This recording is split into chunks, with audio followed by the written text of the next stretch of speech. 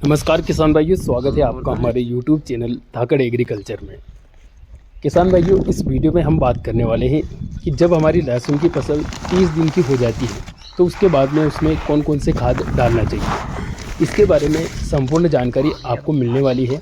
आप इस वीडियो को अंत तक पूरा देखें ताकि आपको सारी जानकारी समझ में आ जाए। और अगर आपकी लहसुन की फसल 25 या फिर 30 दिन की हो चुकी है तो फिर यह वीडियो आपके फ़ायदे के लिए बनाया गया है, तो आप इस वीडियो को आखिर तक ज़रूर देखें। और वीडियो स्टार्ट करने से पहले अगर आपने अभी तक इस चैनल को सब्सक्राइब नहीं किया है तो नीचे स्क्रीन पर एक सब्सक्राइब का बटन है, उसे दबाकर चैनल को सब्सक्राइब कर लीजिए। साथ ही साथ किसान भाइयों, कमेंट करके ज़रूर बताइए कि आपकी लहसुन की फसल कितने दिन की हो चुकी है। किसान भाइयों, इसके अलावा अगर आपकी लहसुन की फसल में कोई अन्य समस्या आ रही है तो भी आप कमेंट करके ज़रूर बताइए ताकि हम उसके ऊपर भी एक स्पेशल वीडियो बना सके और आपकी समस्या का समाधान कर सकें। चलिए बिना देरी के वीडियो की शुरुआत करते हैं। बात करते हैं लहसुन के बारे में।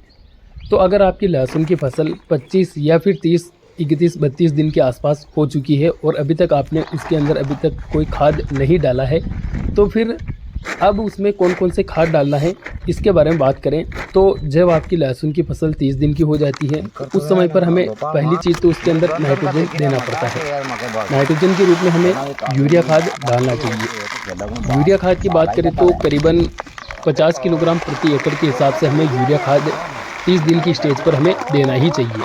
हालांकि इसके बारे में हमने वीडियो बनाया है, जो पहले खाद वाला वीडियो है उसके अंदर सारी डिटेल है, लेकिन फिर भी बहुत सारे किसान भाइयों के मन में कन्फ्यूजन रहता है, तो इसके लिए हम ये वीडियो बना रहे हैं। यूरिया हो गया, यूरिया के साथ में आप लीजिए या तो पीआई कंपनी की बायोटा ले लीजिए या फिर इफ्को कंपनी की सागरिका, दोनों में से किसी एक चीज़ को ले लीजिए। इस समय पर आप अगर सागरिका लेते हैं तो आपको अच्छे परिणाम देखने को मिलेंगे।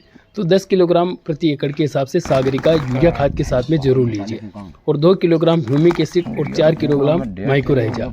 इसके अलावा अगर आपकी लहसुन के पौधे कहीं पर सूखने जैसी स्थिति आपको दिखाई दे रही है या फिर ज़मीन के अंदर कुछ कीड़े लगने की शंका आपको हो रही है तो फिर आप एक कीटनाशक भी ले लीजिए। उसके रूप में आप जो दानेदार फिप्रोनिल आता है, बायर कंपनी का जो रिजेंट आता है, आप उसे ले सकते हैं लगभग 2 किलोग्राम या फिर 3 किलोग्राम प्रति एकड़ के हिसाब से।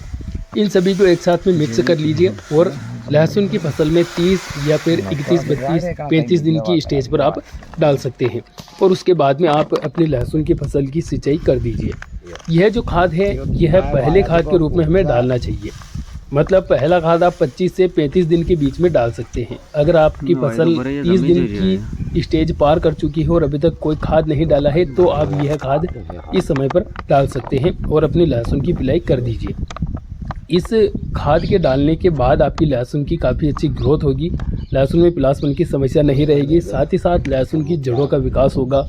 आगे जाकर जब इसके अंदर कंद बनने की स्टेज आएगी तो कंद भी अच्छी तरीके से विकसित होगा।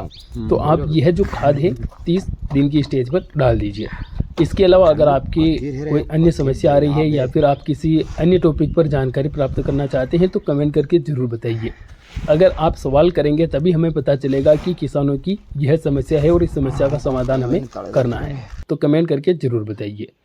आज के इस वीडियो में इतनी